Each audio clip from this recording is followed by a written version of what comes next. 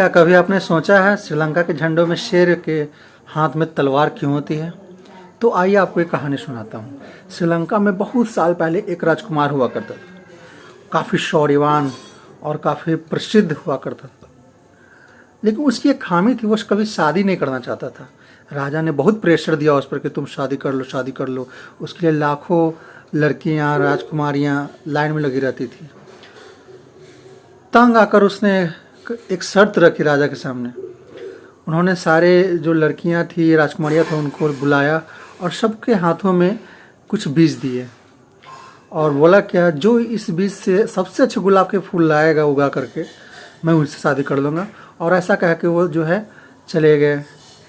फिर 6-7 साल बाद जब वो वापस आया तो सारी राजकुमारियां अपने अपने हाथ में लाल गुलाब, काले गुलाब, पीले गुलाब, गुलाबों का गुच्छा ऐसे लेकर के सबने बारी बारी से गुलाब दिए राजकुमार को। लेकिन एक राजकुमारी ऐसी थी जिसके हाथों में ना तो गुलाब था, ना ही गुलाबों का गुच्छा, कुछ भी नहीं था। राजकुमार ने उससे पूछा कि क्या हुआ, तुमने कोई गुलाब नहीं लाया? तो राजकुमारी ने जवाब दिया कि जो बीज आपने हम लोगों को दिए थे वो तो गुलाब के थे ही नहीं। यह सुनकर राजकुमार बहुत खुश हुआ और कहा कि जब हमने गुलाब के बीज दिए ही नहीं थे तो ये लोग गुलाब कहाँ से ले आए?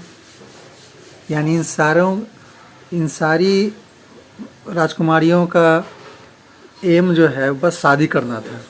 लेकिन इनमें से ये राजकुमारी जो है ये ईमानदार थी और उसने उसी से शादी कर ली।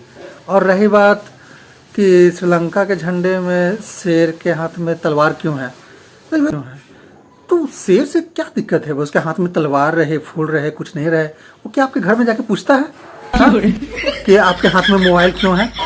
नहीं ना। तो बस मौज कीजिए, मुझे भी नहीं पता क्यों है नहीं है, क्या मतलब है।